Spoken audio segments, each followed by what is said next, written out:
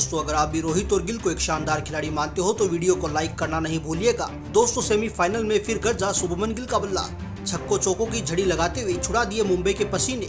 फिर मुंबई ने किया ऐसा पलटवार जिसको देखकर दहल उठा पूरा क्रिकेट जगत। तो आखिर क्या कुछ हुआ इस महामुकाबले में जिसको देखने वाले दांतों तले अंगुलियां दबाने को मजबूर हो गए, और कैसे मुंबई ने दमदार वापसी करते हुए गुजरात को दिया मुंह तोड़ जवाब, और किसने हमारी इस मुकाबले पर बाजी, उनकी तूफानी बल्लेबाजी से लेकर गेंदबाजी तक का पूरा वीडियो हम आपको दिखाएंगे। लेकिन उससे पहले आप सभी को क्या लगता है, रोहित कोहली और गिल में से महान बल्लेबाज कौन है? अपनी राय हमें कमेंट करके जरूर दीजिएगा। दोस्तों, आईपीएल 2023 का दूसरा क्वालिफायर मुकाबला गुजरात के सबसे बड़े स्टेडियम नरेंद्र मोदी स्टेडियम में खेला गया, जहां फाइनल की दौड़ में मुंबई के सामने गुजरात की टीम चुनौती लेकर खड़ी थी। गुरु और चेले की इस भिड़ंत को देखने के लिए पूरा मैदान खचाखच भरा हुआ था। दर्शकों का जोश अपने चरम पर था।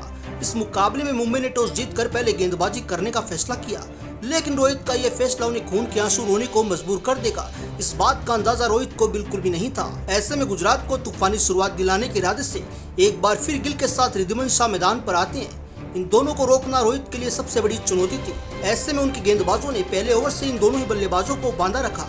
जी दोस्तों, आपको बता दें, मुंबई के घातक गेंदबाजों ने इन दोनों को बिल्कुल भी हाथ खोलने का मौका नहीं दिया, लेकिन ये दोनों भी संभल कर बल्लेबाजी कर रहे थे और मुंबई को विकेट लेने का एक भी मौका नहीं देते। हालांकि रनों की रफ्तार बेहद ही धीमी थी। जहां लोग उम्मीद कर रहे थे कि इन दोनों बल्लेबाजों से तूफानी शुरुआत देखने को मिलेगी, तो वहीं मुंबई के गेंदबाज पूरी तरह से हावी थे। हालांकि ये दोनों ही बल्लेबाज दबाव हटाने की कोशिश कर रहे थे, पर मुंबई के गेंदबाज जमकर कहर बरपा रहे थे, और आलम यह था कि इन दोनों को एक एक रन के लिए भी संघर्ष करना पड़ रहा था। जी हां दोस्तों, पहले ओवर तक मुंबई पूरी तरह से हावी थी और 4 ओवरों तक गुजरात की पारी केवल 30 रनों तक पहुंच पाई थी, जो मुंबई के लिए शानदार शुरुआत थी। वहीं अब इन दोनों के बीच की पार्टनरशिप रोहित की चिंता बढ़ाने लगी थी। रनों की रफ्तार का इजाफा करने की दरकार थी, और ऐसे में पारी का 5वां ओवर लेकर आए बेरेंड्रोफ का स्वागत गिल ने शानदार चौके के साथ किया, लेकिन इसके बाद गेंदबाज ने वापसी करते हुए ओवर में केवल 7 रन ही दिए थे। दूसरे छोर पर शाह ने भी अपने हाथ खोलने शुरू कर दिए। लेकिन दोस्तों, ये तो महज एक शुरुआत थी। गिल का असली तूफान तो हमें पावर प्ले के अंतिम ओवर में देखने को मिला। गेंदबाजी करने जॉर्डन का स्वागत गिल ने तूफानी छक्के के साथ किया। इस गगनचुंबी छक्के को देखकर रोहित की आंखें भी फटी रह गई, लेकिन उसकी अगली ही बॉल पर एक और चौका ठोक कर गिल ने अपने तेवर दिखाने शुरू कर दिए। 6 ओवरों तक टीम 50 के पार पहुंच चुकी थी। रोहित को किसी भी कीमत पर विकेटों की तलाश थी, पर ये दोनों ही बल्लेबाज कोई भी गलती करने को तैयार नहीं थे।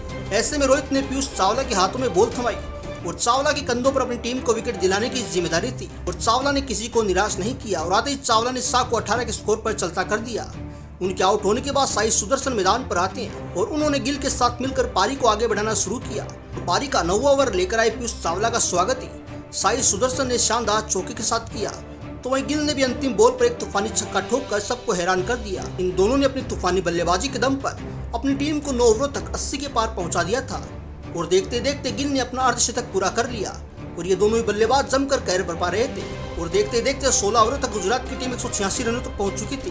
पूरा मैदान गिल के नारों से गूंजने लगा था, और देखते देखते गिल ने 49 गेंदों पर अपना शतक पूरा कर लिया। दूसरे छोर पर पांड्या कहर बरपा रहे थे। पांड्या ने 13 गेंदों पर 28 रनों की तूफानी पारी खेली, तो गिल ने 60 गेंदों पर 129 रनों की आतिशी पारी खेली। गिल की इस तूफानी पारी में 7 चौके और 10 छक्के शामिल थे, जिसके बदौलत गुजरात ने 234 रनों का लक्ष्य मुंबई के सामने रखा। अब इतने बड़े लक्ष्य को हासिल करना मुंबई के लिए आसान नहीं था। लेकिन दोस्तों, आप सभी को क्या लगता है, आज का मुकाबला कौन करेगा? अपने नाम कमेंट करके अपनी राय हमें जरूर दीजिएगा।